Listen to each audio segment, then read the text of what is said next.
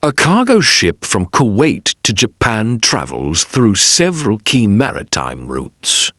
It starts at the port of Shuwaik or Ahmed. The ship sails through the Arabian Gulf, entering the Strait of Hormuz. Next, it navigates the Arabian Sea and Indian Ocean. The vessel proceeds to the Malacca Strait, a critical waterway. After passing through, it enters the South China Sea. The ship continues northward through the East China Sea. Finally, it arrives at a Japanese port.